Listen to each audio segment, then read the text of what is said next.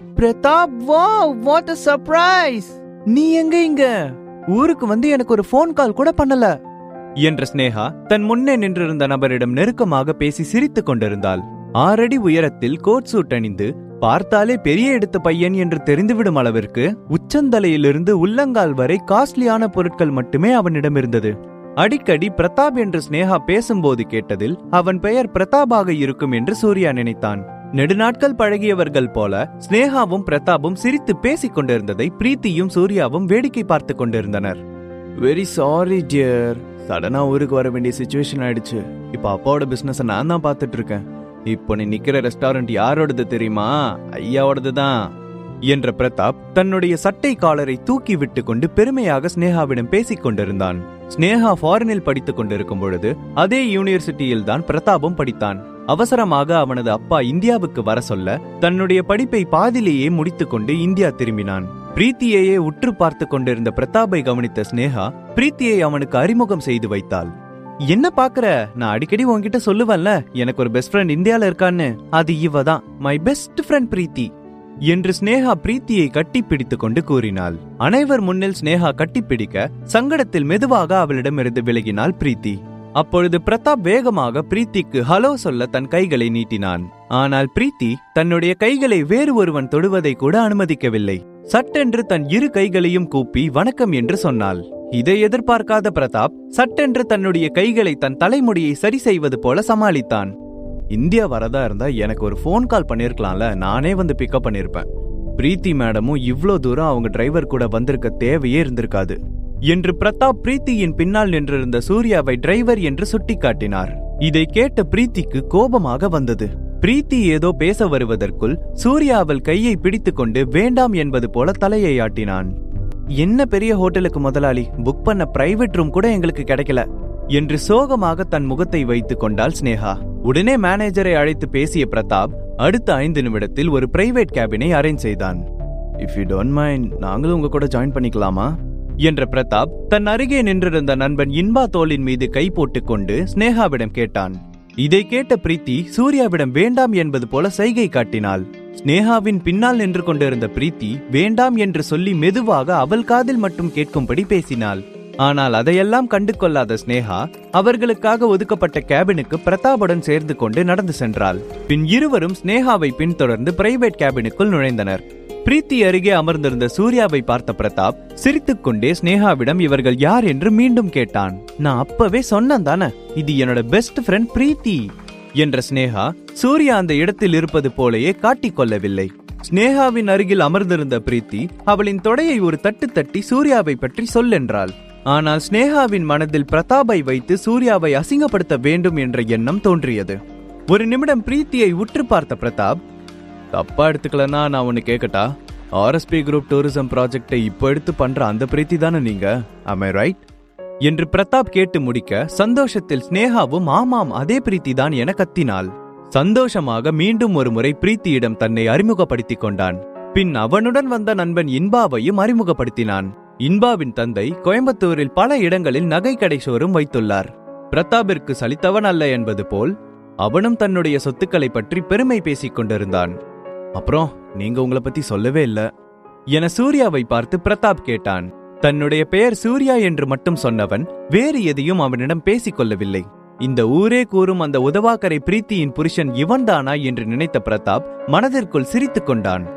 வீட்டோட மாப்பிள்ளையா இருக்கிறதா கேள்விப்பட்டோம். எந்த வேலைக்கும் போகாம பொண்டாட்டியோட காசுல ஜாலியா சாப்பிடுறது ஒரு தனி சுகம்தானே.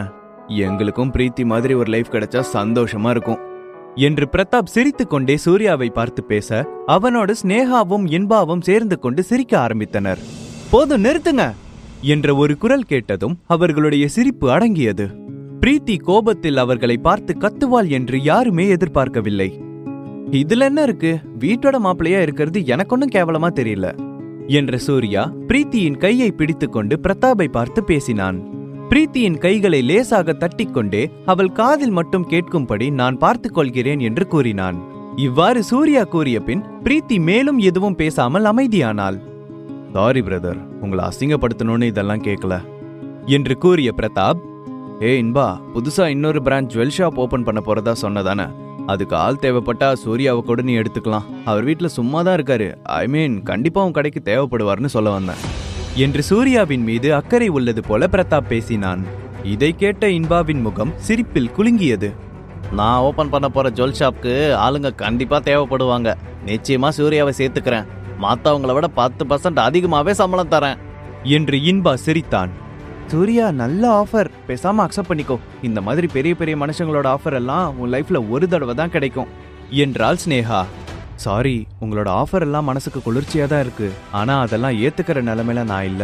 எப்பவும் ரவிக்குமார் சாரோட பிஏவா இருக்கிறதுல தான் எனக்கு பெருமை என்று சூர்யா வேறு கூறிவிட்டு மௌனமாகவே அமர்ந்தான். இதுதான் சமயம் என்று சூர்யாவை சீண்டிக் கொண்டே இருந்தாள் ஸ்னேகா. சூர்யா சொன்ன ஒரு வார்த்தைக்காக இத்தனை நேரம் பிரீத்தி அமைதியாக இருந்தாள். ஆனால் தன்னுடைய கண் முன்னே சூர்யாவை மேலும் மேலும் அசிங்கப்படுத்தி கொண்டிருப்பதை அவளால் பொறுத்து கொள்ள முடியவில்லை. தன் எதிரே இருந்த ஸ்பூனை தட்டிவிட்டு, போதும் நிறுத்துங்க, இனி யாரும் சூர்யாவை பத்தி பேசாதீங்க என்ற பிரீத்தி வேறு எதுவும் பேசாமல் அவள் முன்னே இருந்த தட்டை பார்த்து முறைத்தபடி அமர்ந்திருந்தாள். பிரீத்தி அப்படி கோவப்பட்டது ஸ்னேகாவிற்கு அதிர்ச்சியாக இருந்தது. சாரி பிரீத்தி, ஒரு அக்கறையில தான் என்று பிரதாப் கூறிக்கொண்டிருக்கும் பொழுதே ஸ்னேகா எழுந்து நின்றாள். இங்க எங்க டாய்லெட் இருக்கு என்று ஸ்னேகா கேட்க பிரதாப் தன்னுடைய கையை வலது பக்கம் காட்டினான். அந்த ரூம் சிறிது நேரத்தில் அமைதியாக மாறியது. யாரும் யாருடனும் பேசாமல் அமைதியாக அமர்ந்தனர். பாத்ரூம் சென்ற ஸ்னேகா பிரீத்தியை தப்பு கணக்கு போட்டு விட்டோம் என்று நினைத்தாள். பிரீத்தி உண்மையாகவே சூர்யாவை காதலிக்கிறாள் என்று அவளுக்கு புரிந்தது. அப்பொழுது அதே பாத்ரூம் உள்ளே வழுக்கை தலையுடன் கழுத்து நிறைய கோல்டு செயினும் பார்ப்பதற்கே கரடு முரடான தோற்றம் கொண்ட ஒருவன் உள்ளே நுழைந்தான். அவன் உள்ளே நுழைந்தவுடன் அந்த பாத்ரூம் சாராய நாற்றத்தால் நிரம்பியது. தட்டு தடுமாறி உள்ளே வந்தவனை பார்த்து ஸ்னேகாவுக்கு பயம் லேசாக பற்றி கொண்டது. பின் மெதுவாக தைரியத்தை வரவழைத்துக் கொண்டு, ஹலோ மிஸ்டர், இது லேடிஸ் பாத்ரூம், கொஞ்சம் கூட மேனஸ் இல்ல, வெளியே போங்க என்று ஸ்னேகா அந்த மொட்டை தலை ரவுடியை பார்த்து திட்டினாள். செம்ம போதையில் இருந்த அந்த ரவுடி கையில் சரக்கு பாட்டிலும் வெளியில் செல்லும் வழியை மறந்துவிட்டு அமர்ந்து கொண்டான். அவசரமாக கேபினை விட்டு வெளியே வந்த ஸ்னேகா கையில் மொபைல் போனை எடுத்து வர மறந்துவிட்டாள். இந்த மாதிரி நடக்கும் என்று அவள் நினைத்து பார்த்தாளா என்ன? சார் ப்ளீஸ், நான் வெளியில போற வழியில தான் நீங்க உட்கார்ந்துருக்கீங்க, கொஞ்சம் எந்திரிச்சிங்கன்னா நான் அப்படியே போயிடுவேன் என ஸ்னேகா இந்த முறை அந்த ரவுடியிடம் அமைதியாக பேசினாள். பிரைவேட் கேபினை ஒட்டி இருக்கும் பாத்ரூமிற்கு யாரும் வரமாட்டார்கள். பிரைவேட் கேபினை வாடகைக்கு எடுத்த நபர்கள் மட்டுமே அந்த பாத்ரூமை உபயோகிக்க முடியும்.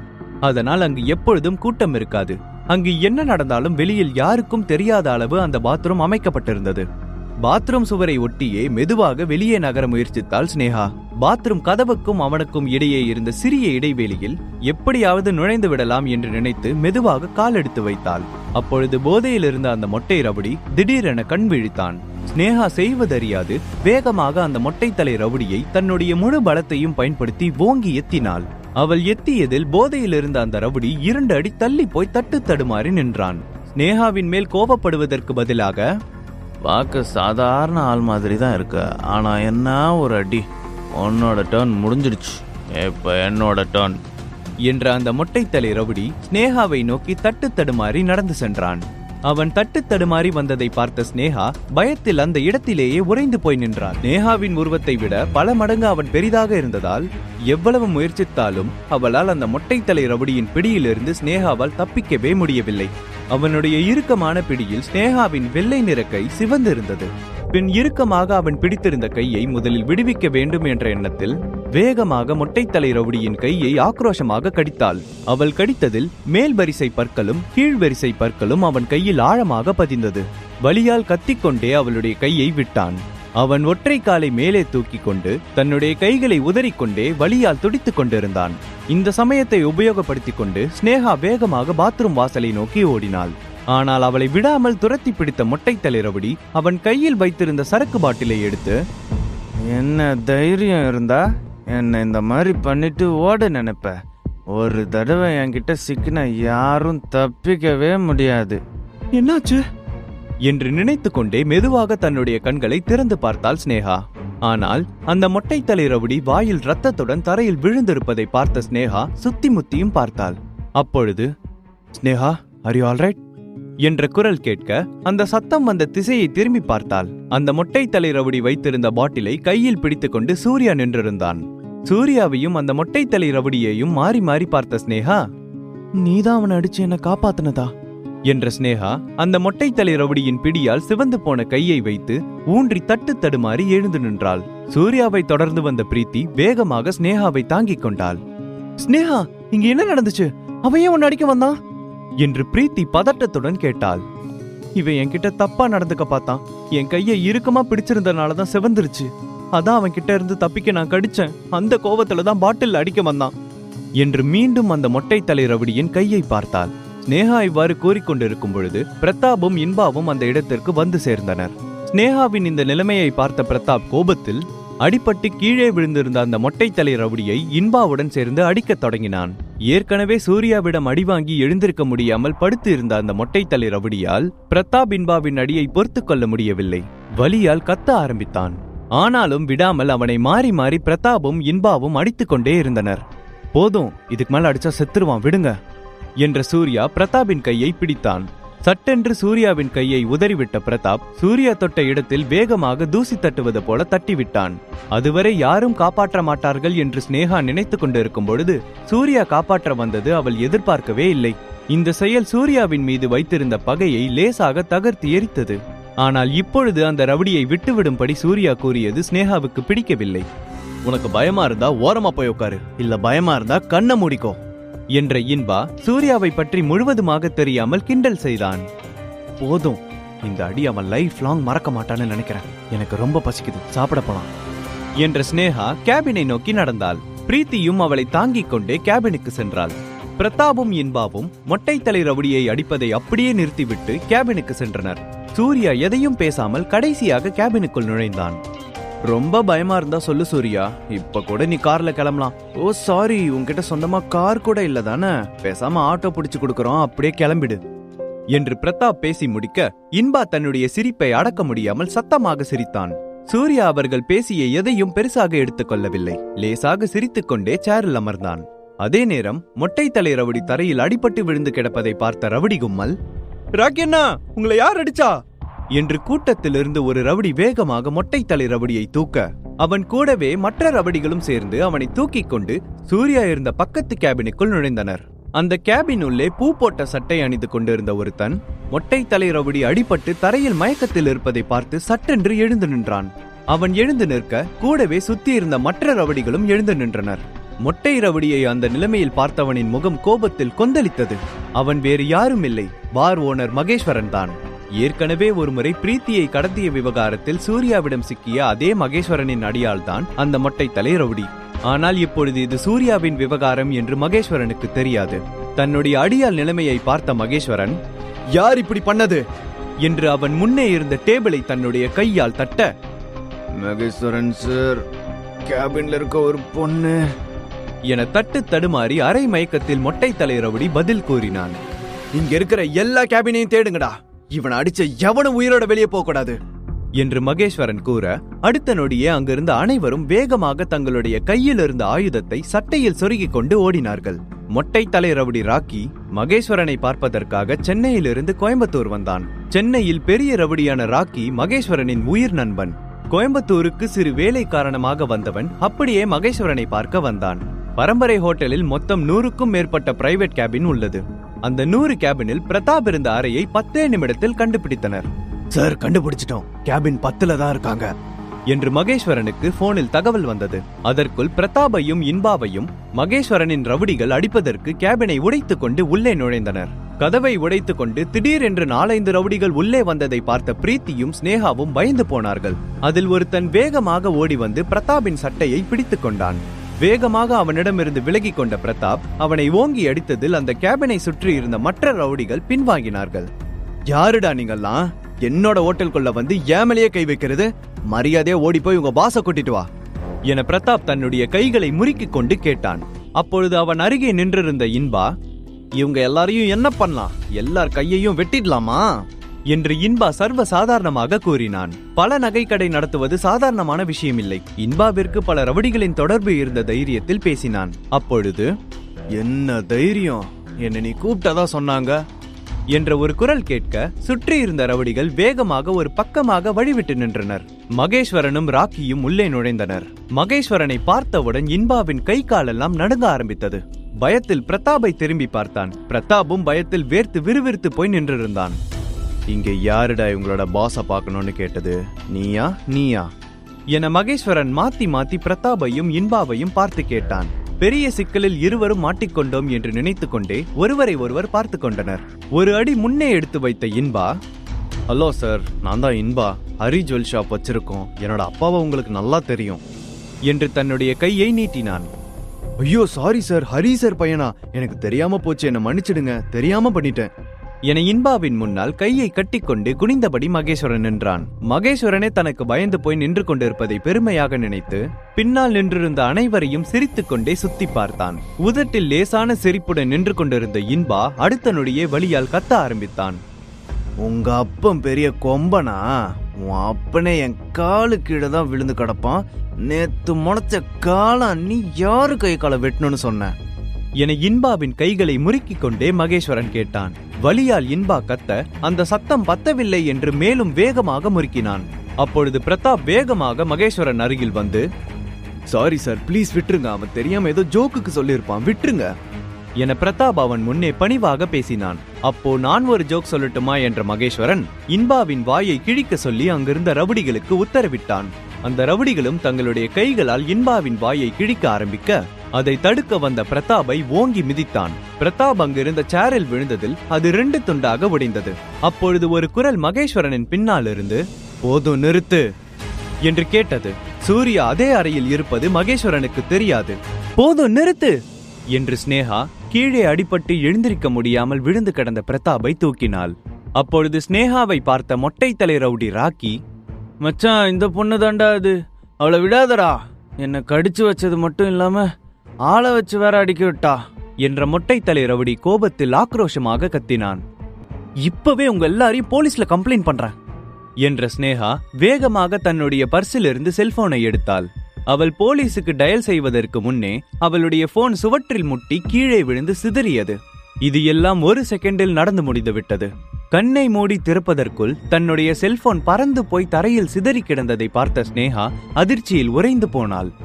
யாருக்கிட்ட வந்து போலீஸுக்கு போன் பண்ண போறேன்னு சொல்ற என்று ஸ்னேகாவின் அருகில் நின்றிருந்த மகேஸ்வரனின் அடியால் பேசினான். சீக்கிரம் அவளை நம்ம இடத்துக்கு இழுத்துட்டு போங்க, என்னோட மச்சான் ராக்கி ஆசைப்பட்டதை நான் என்னைக்கு கொடுக்காம விட்டதில்ல என மகேஸ்வரன் கூறிய அடுத்த நொடியே 4-5 ரவுடிகள் ஸ்னேகாவின் கையை பிடித்தனர். அப்பொழுது, மரியாதையா அவளை விட்டுட்டு இங்கிருந்து போயிடுங்க என்று பிரீத்தியின் குரல் கேட்டது.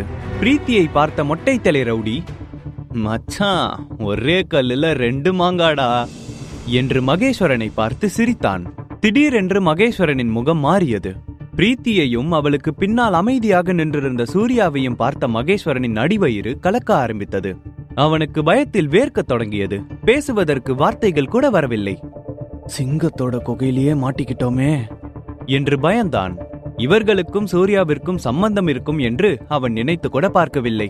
ஸ்னேகாவையும் பிரீத்தியையும் இழுத்து கொண்டு நம்முடைய கேபினுக்கு செல்லுங்கள் என்று மொட்டை தலை ரவுடி அடியாட்களுக்கு கட்டளையிட்டான்.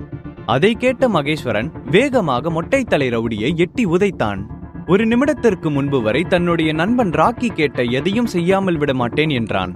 ஆனால் இப்பொழுது அவன் இப்படி நடந்து கொள்வது சூர்யாவை தவிர அங்கிருந்த யாருக்கும் புரியவில்லை. என்ன தைரியம் இருந்தா பிரீத்தி மேடத்தையே இழுத்துட்டு போக சொல்லுவ, அவங்க யார் தெரியுமா என்று மகேஸ்வரன் மேலும் ராக்கியை கண்முன் தெரியாமல் அடித்தான். பிரீத்தியின் முன் பயந்து கொண்டே மகேஸ்வரன் நிற்பது அங்கிருந்த யாருக்கும் எதுவும் புரியவில்லை. அதைவிட மகேஸ்வரன் இப்படி நடந்து கொள்வது பிரீத்திக்கு அதிர்ச்சியாக இருந்தது.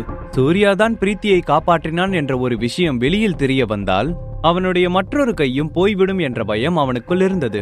அதனால் சூர்யாவை அவன் தெரிந்ததைப் போலவே காட்டிக்கொள்ளவில்லை. பிரீத்தி மேடம், நீங்க இங்க இருக்கிறது தெரிஞ்சிருந்தா கண்டிப்பா இந்த பக்கமே தலை வச்சு கூட படுத்திருக்க மாட்டோம்.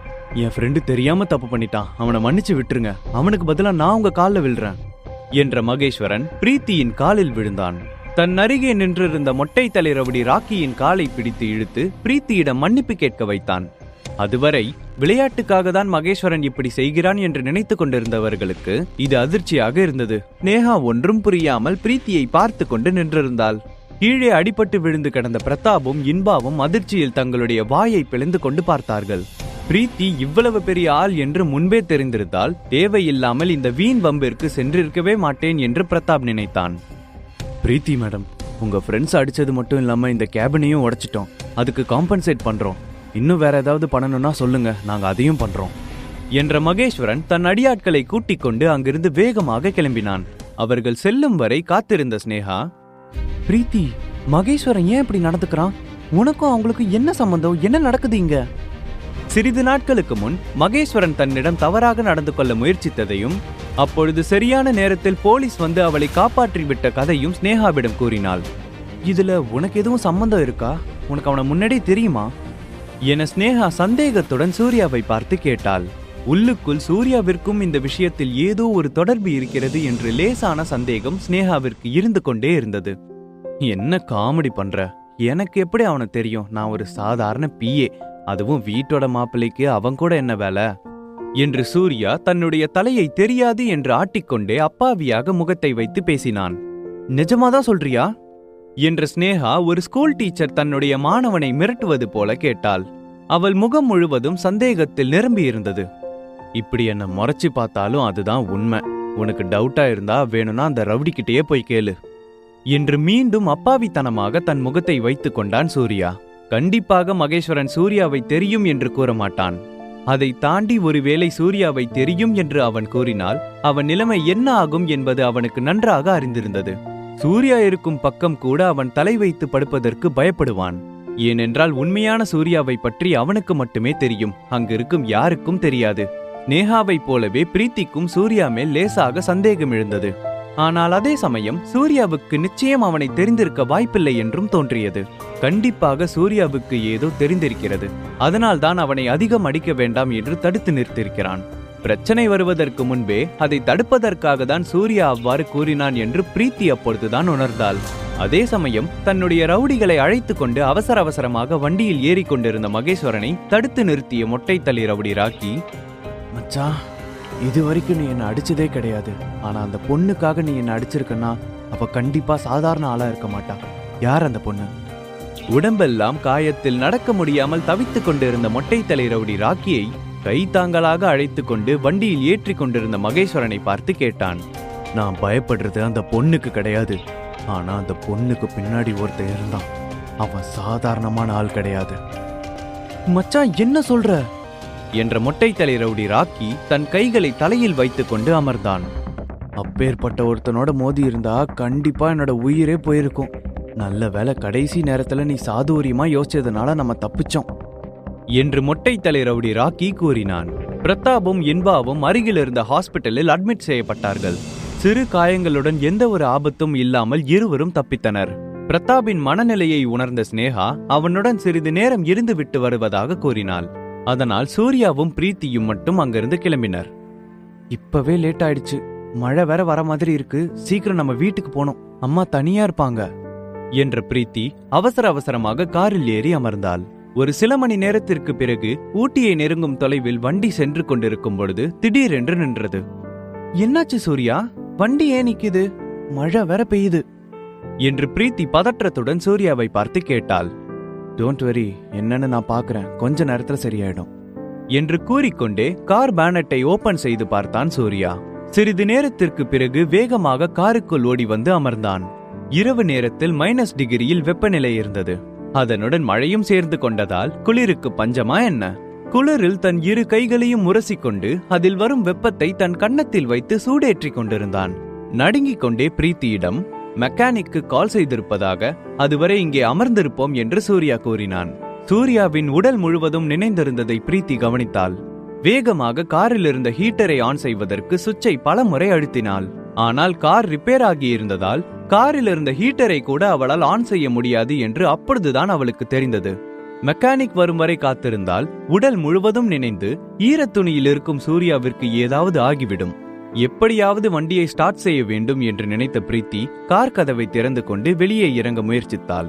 அப்பொழுது பிரீத்தியின் கையை இறுக்கமாக பிடித்துக் கொண்ட சூர்யா, பிரீத்தி எங்க போற? மெக்கானிக் வருவாங்க, வெளியே போகாத என்ற சூர்யா அவள் கைகளை இறுக்க பற்றி கொண்டான். அவன் பேச்சில் சிறு நடுக்கம் தெரிந்தது. சூர்யா சொன்னதை கேட்டு பின் அங்கேயே அமர்ந்தாள். ஆனால் சிறிது நேரத்திலேயே சூர்யாவின் கண்கள் லேசாக சொருக ஆரம்பித்தது. இதை கவனித்த பிரீத்தி வேகமாக சூர்யாவின் கன்னத்தை தொட்டு பார்த்தாள். அவன் உடல் முழுவதும் நெருப்பு போல கொதித்துக் கொண்டிருந்தது. பேசாமல் டாக்ஸி புக் செய்து விடலாம் என்று போனை எடுத்தாள். ஆனால் போனிலும் சிக்னல் இல்லை. இதை தவிர வேறு வழியே இல்லை என்று நினைத்த பிரீத்தி சூர்யாவை இறுக்கமாக அணைத்துக் கொண்டாள். சூர்யா கண் விழிக்க படக்கென்று அவளது இருக்கையில் சென்று பிரீத்தி அமர்ந்து கொண்டாள். என்ன செய்வது என்று தெரியாமல் முன்னும் பின்னும் பார்த்தபடியே பதட்டமாக இருந்தாள். அப்பொழுது என்ன பேசுவது என்று கூட தெரியாமல் எச்சிலை முழுங்கிக் கொண்டே, சூர்யா, அது நீ குளிர்ல என்று தட்டு தடுமாறி வார்த்தைகளை சேகரித்து பேசிக் கொண்டிருந்தாள். பிரீத்தியின் கன்னத்தில் இருந்த அந்த ஒற்றை சுருட்ட முடியை மெதுவாக காதின் பின்னால் தள்ளிவிட்டான். பின் பிரீத்தியின் கன்னங்களை பிடித்தபடி அந்த அழகான கண்களை பார்த்தான். அப்பொழுது பிரீத்தி மெதுவாக தன் கண்களை மூட, சூர்யா என்று தன்னுடைய தொண்டையை சரி செய்து கொண்டு, இந்நேரம் இந்த மெக்கானிக் வந்திருக்கணும் என்ற சூர்யா வெள்ளை நிறத்தில் பனியால் சூழப்பட்டிருந்த கார் கண்ணாடியை உடைத்து பார்த்தான். வெளியில் மழையும் லேசாக நின்றிருந்தது. கீழே இறங்கி மறுபடியும் பார்க்கலாம் என்று சூர்யா சொல்லும் சமயத்தில் மெக்கானிக்கும் வந்துவிட்டார். காரை சரி செய்த பின்னர் சூர்யாவும் பிரீத்தியும் வீட்டுக்கு கிளம்பினர். போகும் வழியில் மனதிற்கு இதமான A.R. ரகுமானின் காதல் பாடலை சூர்யா கேட்டுக்கொண்டே வந்தான். ஆனால் பிரீத்தி வேகமாக காரில் ஓடிக்கொண்டிருந்த மியூசிக்கை ஆஃப் செய்தாள். ஏன், நல்லாதானே இருக்கு, எதுக்கு ஆஃப் பண்ண என்று எதுவும் தெரியாதது போல சூர்யா கேட்க, லவ் சாங்லாம் கேட்டா மட்டும் பத்தாது என்று சூர்யாவின் காதில் விழுந்தும் விழாமல் முணங்கிக் கொண்டு வந்தாள். இத்தனை நாள் பிரீத்தி எதற்காக தன் மீது கோபமாக இருந்தாள் என்று அப்பொழுதுதான் அந்த மரமண்டை சூர்யாவிற்கு புரிந்தது. தன்னை நினைத்து சிரித்துக் கொண்டான். எதையெதையோ புரிந்து கொண்ட எனக்கு இந்த பெண்ணின் மனதை மட்டும் புரிந்து கொள்ளவே முடியவில்லை என்று நினைத்தான். பேசிக்கொண்டே இருவரும் வீட்டிற்கு வந்து சேர்ந்தனர். மறுநாள் காலை நியூஸ் பேப்பர் எடுக்க வந்த கணக்கு பிள்ளை வாசலில் காசோலை இருப்பதை பார்த்தான். பிரீத்தி எழுந்திருக்கும் வரை காத்திருந்த கணக்கு பிள்ளை, பிரீத்திமா, இது வீட்டுக்கு முன்னாடி இருந்தது, ஏதோ மகேஸ்வரன்னு பேர் எழுதிருக்கு என்ற கணக்கு பிள்ளை பிரீத்தியின் கையில் அந்த காசோலையை ஒப்படைத்துவிட்டு அவர் வேலையை பார்க்க சென்று விட்டார். மகேஸ்வரன் பேரை பார்த்ததும் பிரீத்திக்கு கோபம் உச்சந்தலைக்கு ஏறியது. வேகமாக அந்த காசோலையை எடுத்துக்கொண்டு சூர்யாவின் அறைக்கு ஓடினாள். இது அந்த பொறுக்கி மகேஸ்வரன் செக் அனுப்பியிருக்கான் என்ற பிரீத்தியின் முகம் மறுபடியும் கோபத்தில் நெருப்பாய் கொதித்தது. பிரீத்தி கையில் இருந்த அந்த செக்கை சூர்யா வாங்கி பார்த்தான்.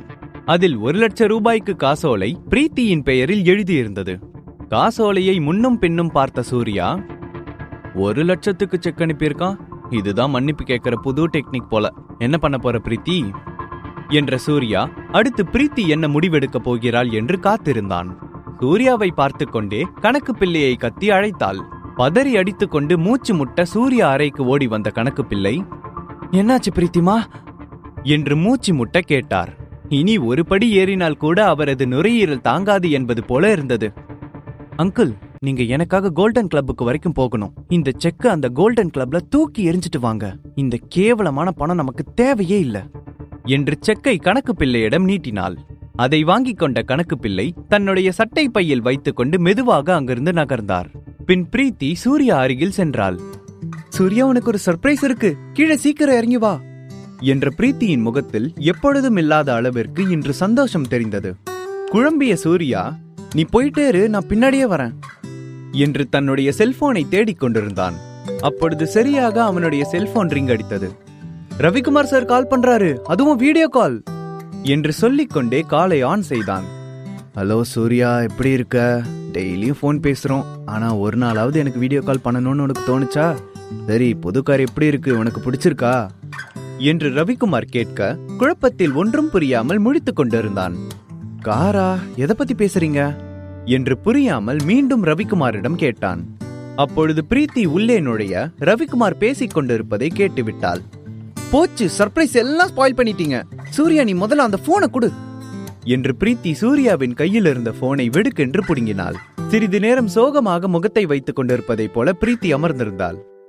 இல்லடா செல்லம், நீ சொல்லி இருப்பன்னு நினைச்சுதான் நான் சொல்லிட்டேன்.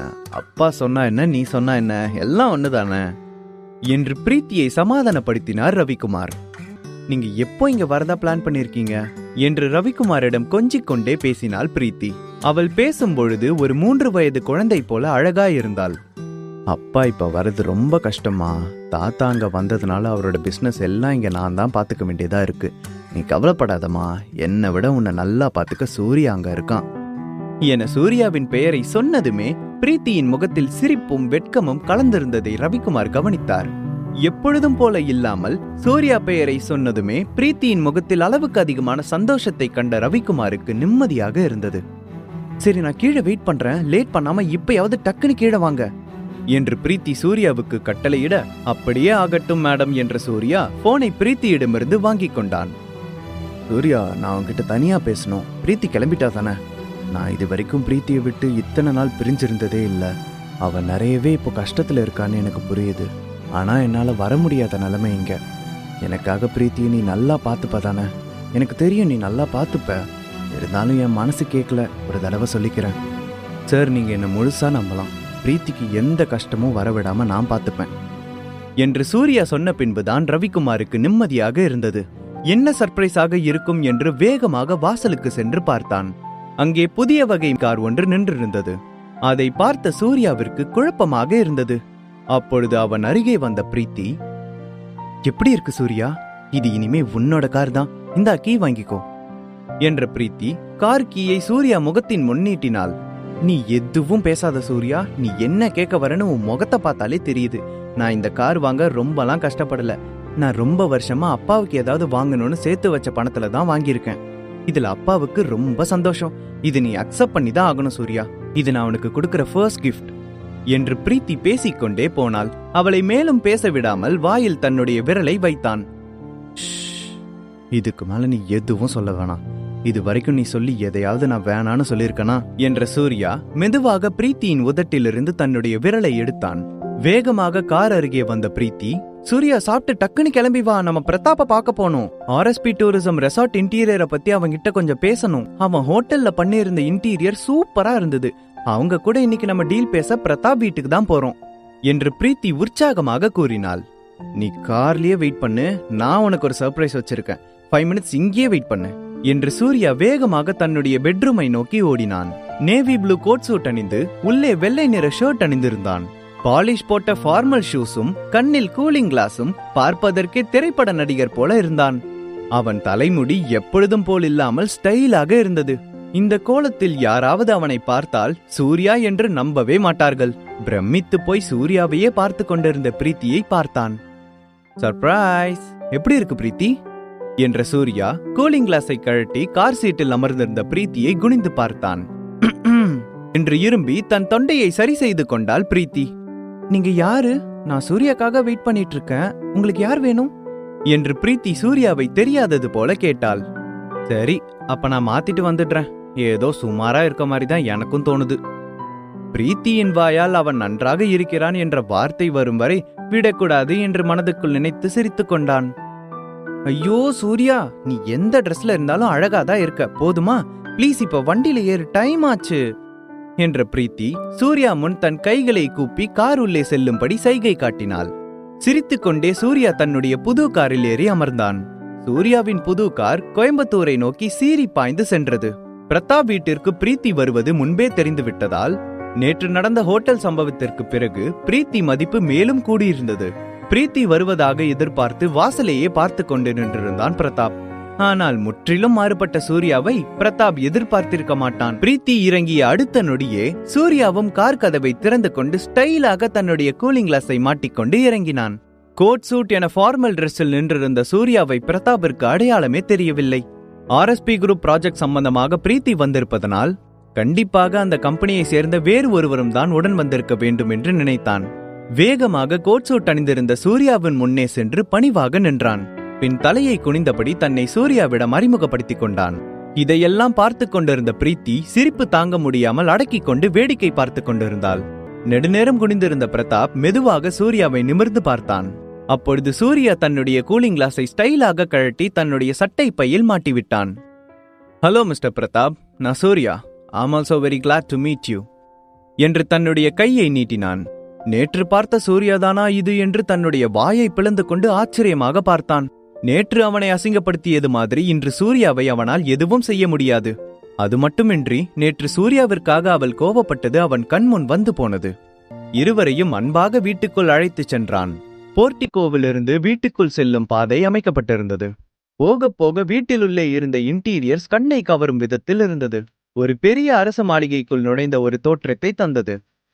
நீங்க என்னோட ஸ்டார்ட் அப் கம்பெனி கூட டீல் வச்சுக்கிறது எனக்கு ரொம்ப பெருமையா இருக்கு. என்னோட ஹோட்டலுக்கும் என்னோட வீட்டுக்கும் எல்லா இன்டீரியரும் பண்ணது இந்த டீம் தான் என்று அங்கு அமர்ந்திருந்த முத்துவை கை காட்டினான் பிரதாப். பரம்பரை ஹோட்டல் அனைத்திற்கும் இன்டீரியர் டெக்கரேஷன் செய்தது முத்து தான். பிரதாப்புக்கு இன்டீரியர் டெக்கரேஷன் பற்றி எதுவும் தெரியாது என்றாலும் அதனை வைத்து பிசினஸ் செய்ய அவனுக்கு நன்றாக தெரிந்திருந்தது. ஆர்எஸ்பி குரூப் டூரிசம் ப்ராஜெக்டில் எப்படியாவது இடம் பிடித்திட வேண்டும் என்று பிரீத்திக்கு நேற்றிலிருந்து பல முறை கால் செய்து விட்டான் பிரதாப். பிரீத்திக்கும் பரம்பரை இன்டீரியர் பிடித்திருந்ததால் அதை பற்றி விசாரிக்க அவளே பிரதாப்பை தேடி வந்தாள்.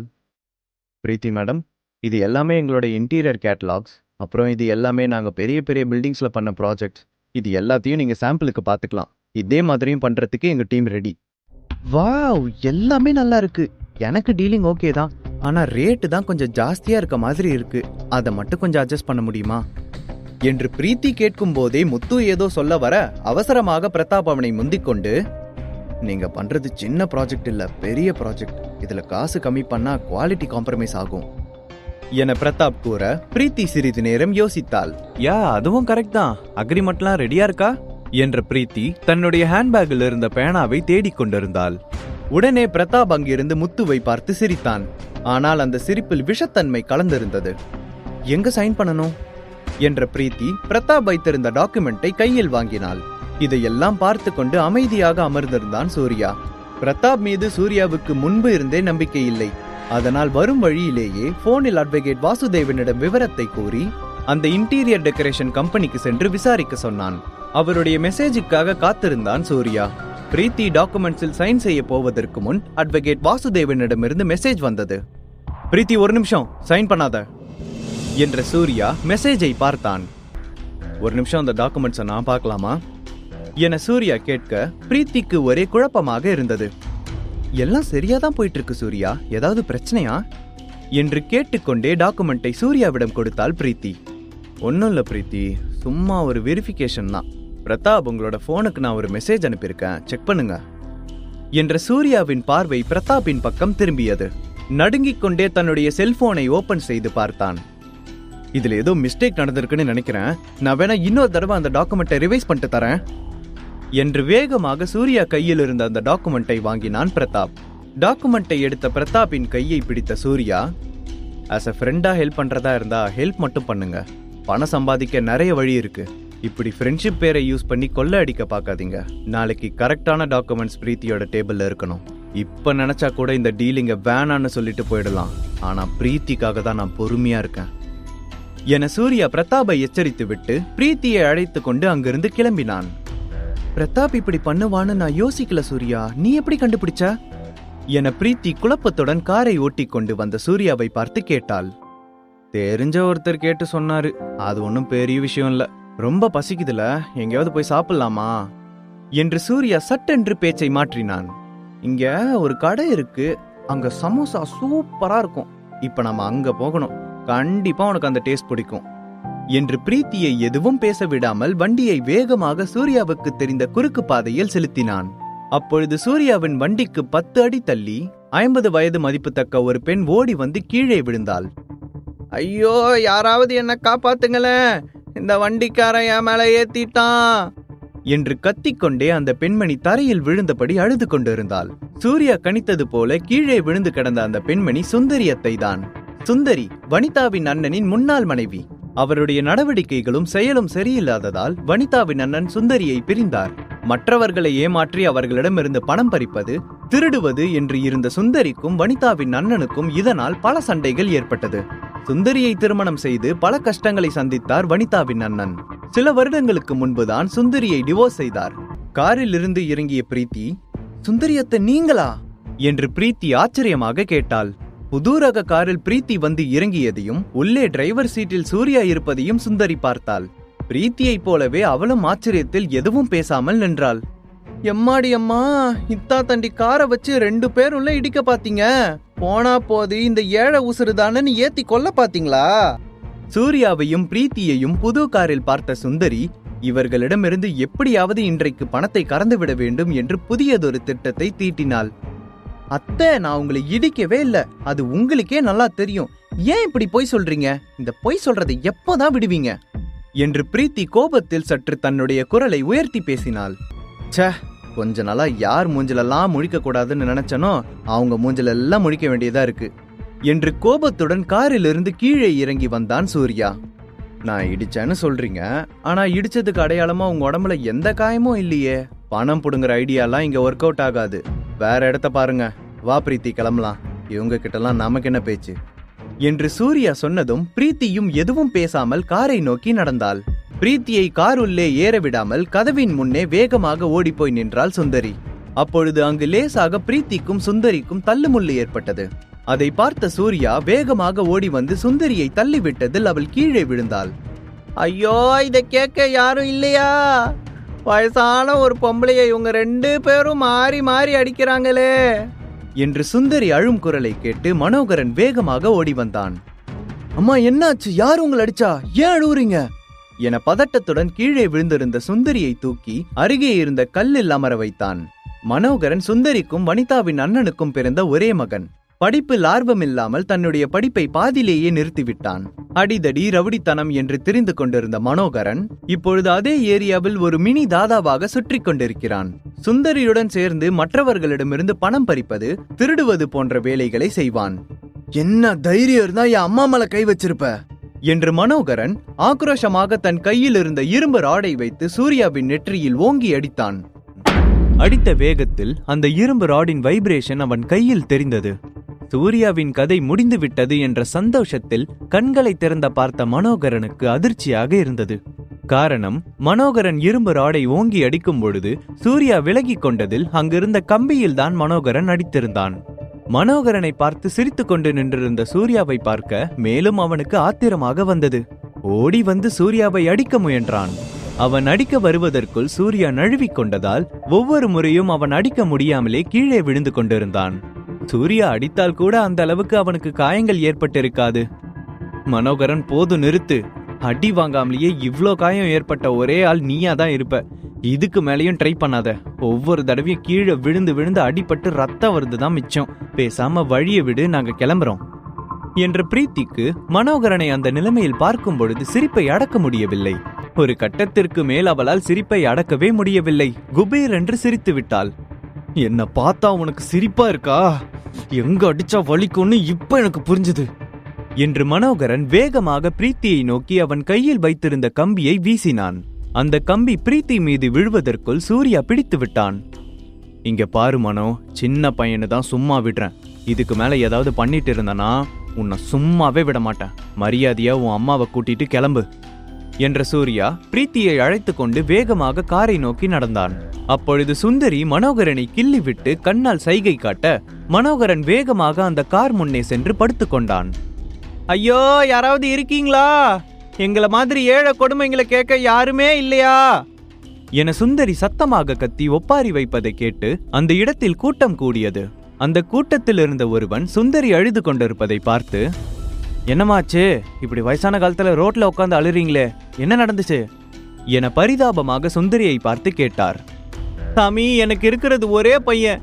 இதோ இங்க நிக்கிறான் பாரு, கோட் சூட் போட்டு ஒருத்தன். பிசினஸ் ஆரம்பிக்கணும், எனக்கு கொஞ்சம் பணம் தாங்கன்னு சொல்லிட்டு என்கிட்ட இருந்து 1 லட்சம் ரூபாய்க்கு மேல வாங்கிட்டு போனான். இப்போ நல்ல நிலைமைக்கு வந்ததுக்கு அப்புறமும் பணத்தை கொடுக்கல. பணத்தை கேட்க வந்தா எங்க மேல காரை ஏத்திட்டாங்க. என் பையன் நிலைமைய பாருங்க, எப்படி அடிபட்டு கிடக்குறான்னு என்ற சுந்தரி பொய்யாக அழத் தொடங்கினாள். வயசான ஒரு பெண்மணி அழுவதை பார்த்த அங்கிருந்தவர்கள் அவள் மேல் பரிதாபப்பட்டனர். மனோகரனுக்கு ஏற்பட்ட காயத்தை சூர்யா அடித்ததால் வந்த காயம் என்று அங்கிருந்த அனைவரையும் நம்ப வைத்தார். இதையெல்லாம் பொறுமையாக கேட்டுக்கொண்டிருந்த சூர்யா, பயப்படாத பிரீத்தி, இவங்களால நம்மள ஒன்னும் பண்ண முடியாது. இந்த சுந்தரிய பத்தி தெரியாம இவங்கெல்லாம் அவங்களுக்கு சப்போர்ட்டா பேசிட்டு இருக்காங்க என பிரீத்திக்கு சூர்யா ஆறுதல் கூறினான். சூர்யா பிரீத்தியிடம் இப்படி பேசியதை கூட்டத்தில் இருந்த ஒருவர் கேட்டுவிட்டார்.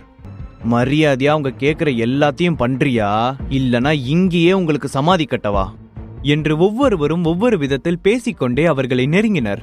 அப்பொழுது சூர்யா, ஒரு பக்கம் நியாயத்தை கேட்டு மட்டும் நீங்க என்கிட்ட சண்டை போடுறதுல எந்த பிரயோஜனமும் இல்ல. நான் யாரு மேல காரை ஏத்துனேன்னு அவங்க கிட்ட கொஞ்சம் கேளுங்க என்று சூர்யா கேட்க உடனே அனைவரும் சுந்தரியை பார்த்தனர். மேலும் அழுது கொண்டே, இந்த வயதான பெண்மணிக்கு இருப்பது ஒரே ஒரு மகன், அவனும் இப்பொழுது அடிபட்டு கிடக்கிறான் என்று அழுது நடிக்க தொடங்கினாள். அங்கிருந்த கூட்டத்தின் பார்வை சூர்யா பக்கம் கோபமாக திரும்பியது. இவங்க கீழே விழுந்ததும் உண்மை. மனோகரன் உடம்புல இருக்க காயம் கூட என் கூட சண்டை போட்டதுனாலதான் வந்துச்சு. இதெல்லாம் உண்மைதான். ஆனா அவங்க உண்மைன்னு ஒண்ணு சொல்றாங்க பாத்தீங்களா, அது உண்மை கிடையாது. இப்படி யார் சொன்னாலும் நம்புற கூட்டம் இருக்கிற வர யாரு யார வேணா ஏமாத்தினாலும் இங்க பிரச்சனை இல்ல போல என்று சூர்யா பேசி முடிக்க அந்த கூட்டம் மெதுவாக 2 அடி சூர்யாவை விட்டு தள்ளி நின்றது. சூர்யா சொல்வதில் ஏதோ உண்மை இருப்பது போல தெரிந்தது. நானே வயசான பொம்பளை, படிப்பறிவும் அவ்வளோ கிடையாது. புருஷன் இல்லாம ரொம்ப கஷ்டப்பட்டு என் பையன் கல்யாணத்துக்காக கொஞ்சம் கொஞ்சமா சேர்த்து வச்சது. இப்படி எல்லா பணத்தையும் அவன் கிட்ட கொடுத்துட்டு நான் ஏமாந்து போயிருக்கேன். என்கிட்ட சாட்சி கேக்குறீங்களே என்ற சுந்தரியின் நடிப்பை பார்த்த சூர்யாவிற்கு ஆச்சரியமாக இருந்தது. உங்களுக்கெல்லாம் உண்மை என்ன நடந்துச்சுன்னு தெரிஞ்சுக்கணும்னா என்கிட்ட ஒரு வழி இருக்கு. இந்த ஏரியாவில் செக்யூரிட்டி கேமரா அங்க ஒன்று இருக்கு. அப்புறம் அவங்கள கார்ல ஏத்துனேன்னு சொன்னாங்களே, என்னோட கார்லயே ஒரு சின்ன டேஷ் கேமரா இருக்கு. அதுல என்ன நடக்குதுன்னு அப்படியே ரெக்கார்ட் ஆயிருக்கும். அதையும் நம்ம திறந்து பார்த்துடலாம். என்ன நடந்துச்சு ஏது நடந்துச்சுன்னு தெளிவா இந்த வீடியோல இருக்கும் என சூர்யா சொன்னதை கேட்ட சுந்தரிக்கு அதிர்ச்சியாக இருந்தது. செக்யூரிட்டி கேமராலாம் எதுக்கு? தம்பி பொறுமையா அந்த பணத்தை கொடுக்கட்டும். இப்போ என் பையன் வழியில துடிக்கிறான், ஹாஸ்பிட்டலுக்கு போனோம், வழியை விடுங்க என்று வேகமாக மனோகரனை அழைத்து கொண்டு அங்கிருந்து ஒரே ஓட்டமாக ஓடினாள்.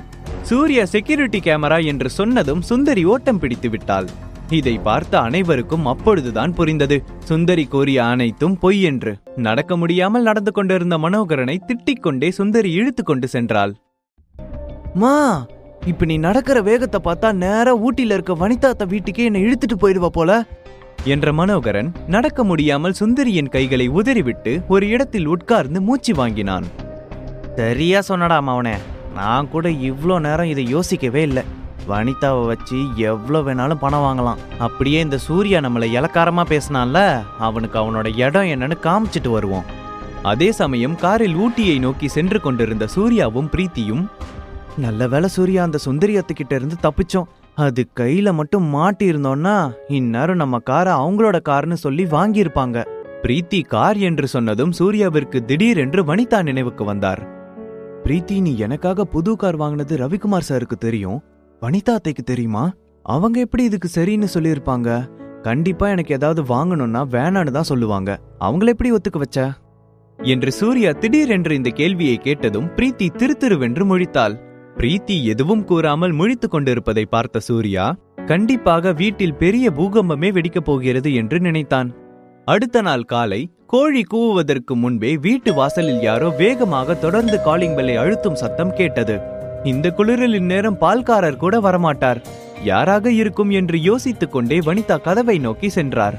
கதவு திறந்த அடுத்த நொடி வனிதாவை தள்ளிவிட்டு சுந்தரி நேராக அங்கிருந்த சோபாவுக்கு சென்று ஒரு காலை சோஃபாவிலும் ஒரு காலை தரையிலும் வைத்து அமர்ந்தார்.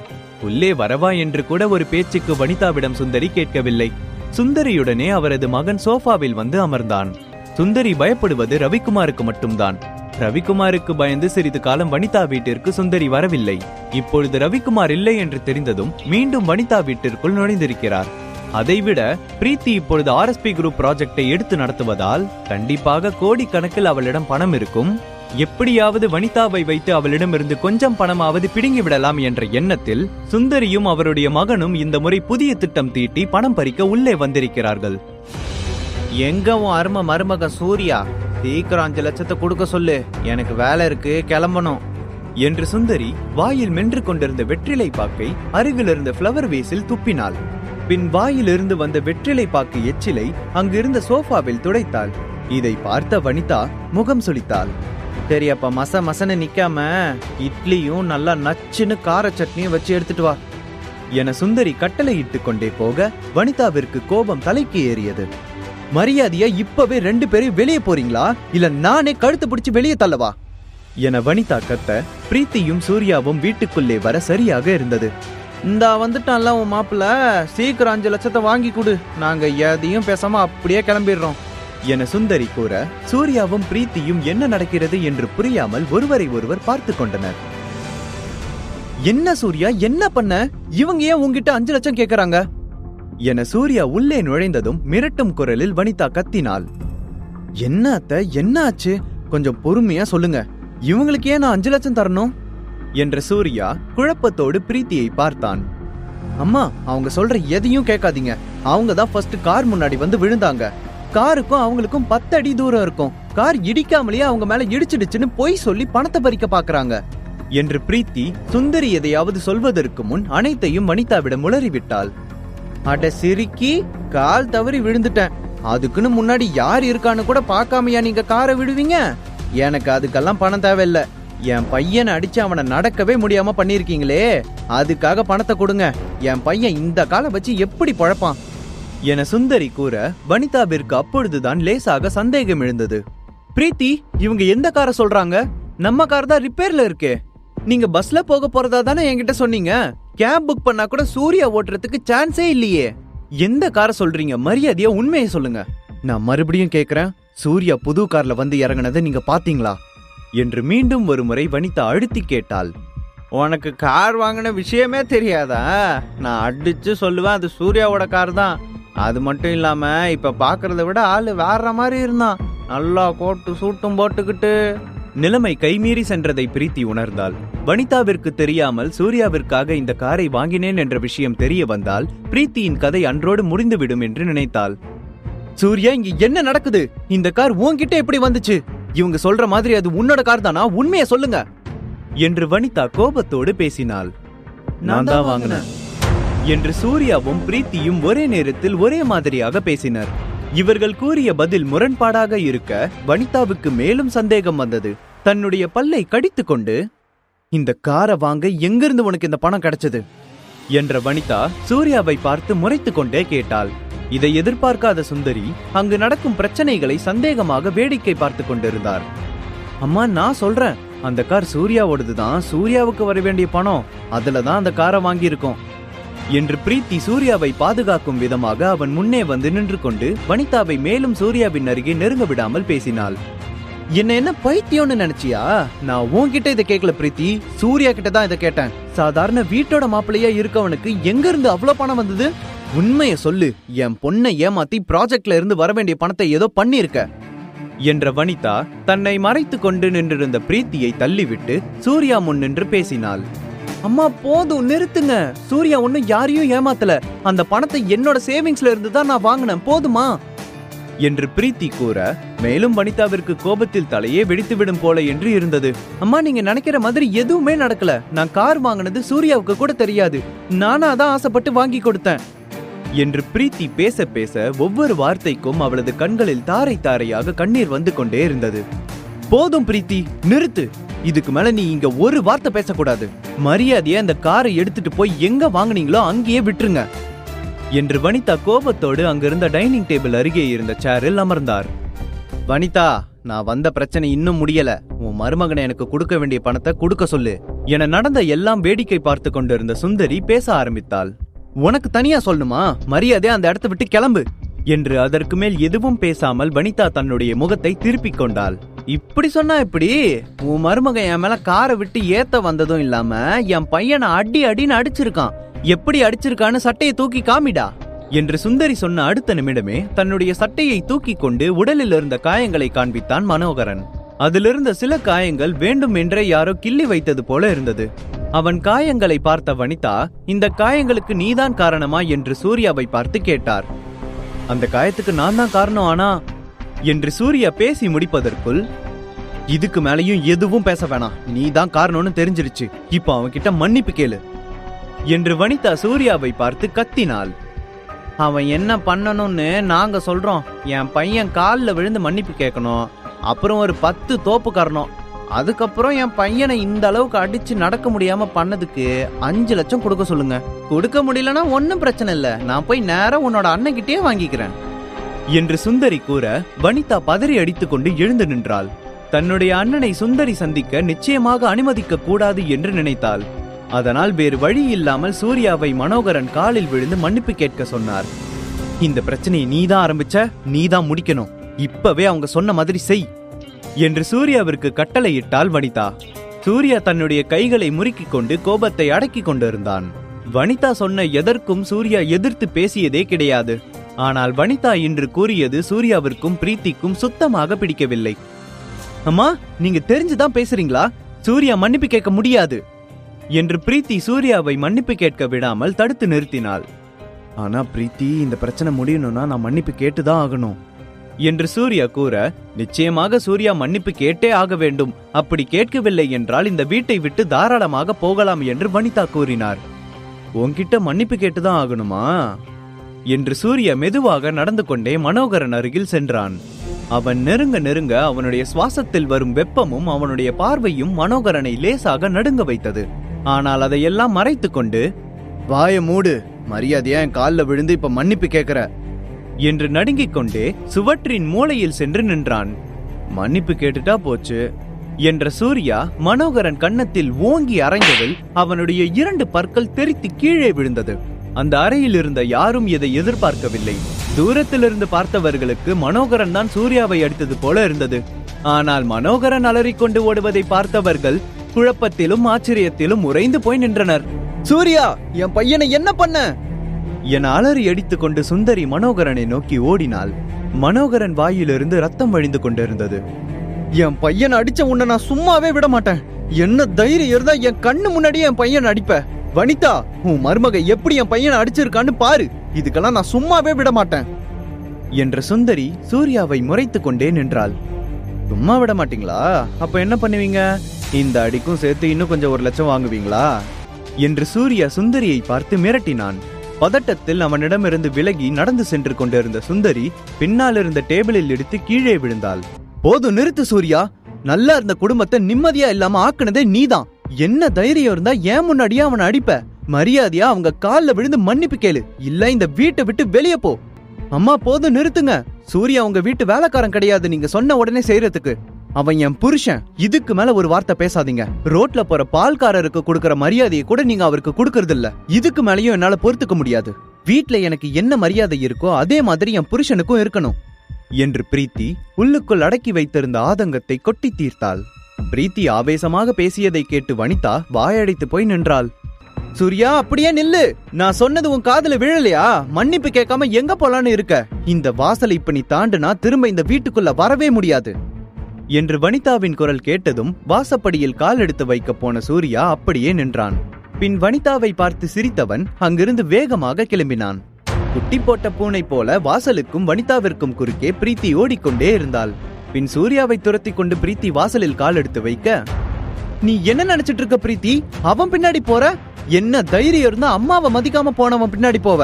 வீட்டுக்குள்ள திரும்ப உன்னை உள்ள விட்டுருவேன்னு நினைக்கிறியா? உனக்கும் அதேதான். இந்த வாசலை விட்டு தாண்டுனா இனி இந்த வீட்டுக்குள்ள யாரும் வராதீங்க என்று வனிதா எச்சரித்தாள். இவ்வாறு கூறினால் கண்டிப்பாக பிரீத்தி சூர்யாவை பின்தொடர்ந்து செல்ல மாட்டாள் என்று வனிதா கணக்கு போட்டாள். ஆனால் பிரீத்தி வேகமாக சூர்யாவை பின்தொடர்ந்து ஓடியது வனிதாவுக்கு வருத்தமாக இருந்தது. கடைசி வரைக்கும் ஃபேமிலி மொத்தமும் டிராமா ஆடி என்னமா நடிக்கிறீங்க என்று சுந்தரி தன்னுடைய கைகளை தட்டி கொண்டே மனோகரன் அருகிலிருந்து எழுந்து நின்றாள். சுந்தரி, போதும், உனக்கு மறுபடியும் சொல்லணுமா? இந்த வீட்டை விட்டு வெளியே போ, திரும்ப வராத என வனிதா கத்தினாள். வீட்டை விட்டு வெளியே வந்த சூர்யாவிற்கு வருத்தமாக இருந்தது. சூர்யா, நில்லு என்ற பிரீத்தி அவன் பின்னால் இருந்து மூச்சு முட்ட ஓடி வந்தாள். ஓடி வந்த களைப்பில் இழுத்து மூச்சு வாங்கியபடி நின்றாள். பின் மெதுவாக பேச ஆரம்பித்தாள். சூர்யா, ஐம் சாரி என்ற பிரீத்தியின் கண்கள் கலங்கியிருந்தது. சூர்யாவின் வேதனை பிரீத்திக்கு புரிந்தது. பைத்தியம், நீ என்ன தப்பு பண்ண? நீ என்கிட்ட மன்னிப்பு கேட்கவே கூடாது என்று கூறிக்கொண்டே மெதுவாக பிரீத்தியின் தலைமுடியை வருடினான். வனிதா செய்த தவறுக்காக பிரீத்தி வருந்தக்கூடாது என்று நினைத்தான். ஆனா இன்னைக்கு அம்மா அவங்க லிமிட்டை கிராஸ் பண்ணிட்டாங்க என்று கூறிக்கொண்டே அழ ஆரம்பித்தாள் பிரீத்தி. கவலைப்படாத பிரீத்தி, உனக்கு தெரியாதா? அத்தை எப்பவுமே இப்படிதான். அவங்க திட்டுவாங்க, ஆனா அவங்க மனசுல எதுவும் வச்சுக்க மாட்டாங்க என்று பிரீத்தியை சமாதானப்படுத்தினான் சூர்யா. அம்மா பண்ண எல்லாத்துக்குமே உன்கிட்ட மன்னிப்பு கேட்கணும். உன்கிட்ட மன்னிப்பு கேட்கிற வரைக்கும் நான் அந்த வீட்டுக்குள்ள போறதா இல்ல. பிரீத்தி இப்படி பேசியது சூர்யாவிற்கு ஒரு பக்கம் சந்தோஷமாக இருந்தது. மேல என்ன தெரியுது? டெய்லி பாக்குற அதே ஸ்டார்ஸ் தான். இவ்ளோ நேரம் அதையே உத்து உத்து பாக்குறீங்களா? ஏதோ யோசிச்சுட்டு இருக்கீங்கன்னு நினைக்கிறேன் என்று பிரீத்தி அமைதியாக அமர்ந்திருந்த சூர்யாவிடம் பேச்சு கொடுக்க ஆரம்பித்தாள். டெய்லி பாக்குற அதே ஸ்டார்ஸ் தான், ஆனா எவ்வளவு தடவை பார்த்தாலும் அதோட அழகு குறையவே இல்லல என்று சூர்யா பெருமூச்சு வாங்கியபடி பிரீத்தியை பார்த்தான். அதே மாதிரிதான் பிரீத்தி, நீயும் அந்த வானத்தை பார்க்கும்போது எவ்வளோ நிம்மதியா இருக்கோ அதே மாதிரி நீ என் கூட இருக்கும்போது அந்த நிம்மதி எனக்கு கிடைக்குது என பேசிக்கொண்டே பிரீத்தியின் கையை கோர்த்து கொண்டு அமர்ந்தான். பிரீத்தியின் முகம் வெட்கத்தில் சிவக்க ஆரம்பித்தது.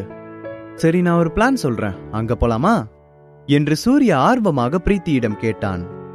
இப்போ ரீடெவலப் ஆக போகுதே, உன் ப்ராஜெக்ட் ஏரியாக்கு பக்கத்துல இருக்க வில்லாக்கு போலாமா என வானத்தை பார்த்து கொண்டே கூறினான் சூர்யா.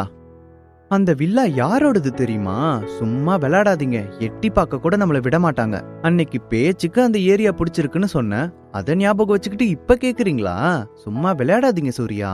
அங்க போய் செக்யூரிட்டி கார்டு கிட்ட எல்லாம் அடி வாங்கறதுக்கு என்கிட்ட தெம்பில்ல என தன்னுடைய போனில் இருக்கும் கான்டாக்ட்ஸை பார்த்து கொண்டே பிரீத்தி பேசினாள். நிஜமாதான் சொல்றேன், இன்னைக்கு நைட் நம்ம அங்கதான் தங்க போறோம்.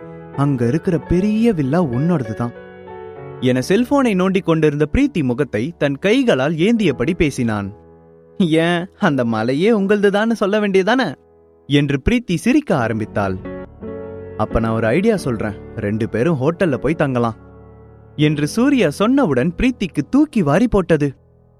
ஜோக் பண்ணது போதும், நான் ஒரு இடத்த கண்டுபிடிச்சிருக்கேன், அங்க போலாம் என்ற பிரீத்தி தன்னுடைய பாக்கெட்டில் செல்போனை வைத்துக் கொண்டு புறப்படுவதற்காக எழுந்து நின்றாள். டோன்ட் வேஸ்ட் டைம் சூர்யா, இப்பவே நல்லா குளிர ஆரம்பிச்சிருச்சு. நடு ராத்திரியில இங்க அடிக்கிற குளிர்ல நம்ம நடுங்கியே செத்துருவோம் என்று பிரீத்தி பெஞ்சில் அமர்ந்திருந்த சூர்யாவின் கையை பிடித்து இழுத்தாள். எங்க போறேன்னு சொன்னாதான் நான் வருவேன் என்று சிறு குழந்தை போல சூர்யா அடம் பிடித்து அங்கேயே அமர்ந்து கொண்டான். சார் சொன்னாதான் வருவீங்களோ? இப்ப நம்ம ஸ்னேகா வீட்டுக்கு தான் போக போறோம் என பிரீத்தி கூறியதும் சூர்யாவிற்கு தூக்கி வாரி போட்டது. ஸ்னேகா என்ற பெயரை சூர்யா எதிர்பார்க்கவே இல்லை.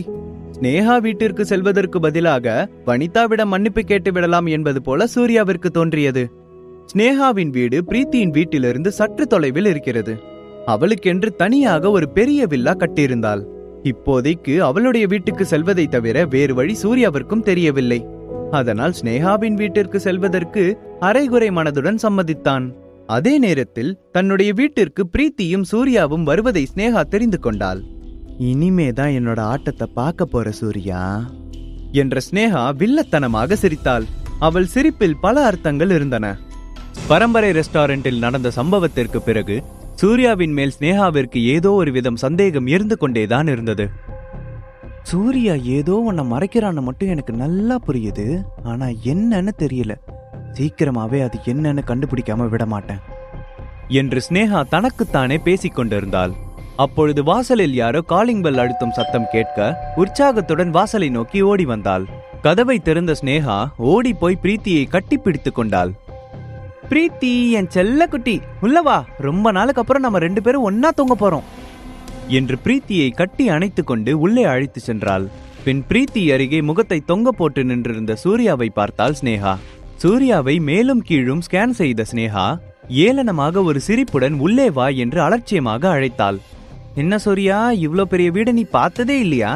இங்க தங்குற வரைக்கும் நல்லா சுத்தி பார்த்துக்கோ.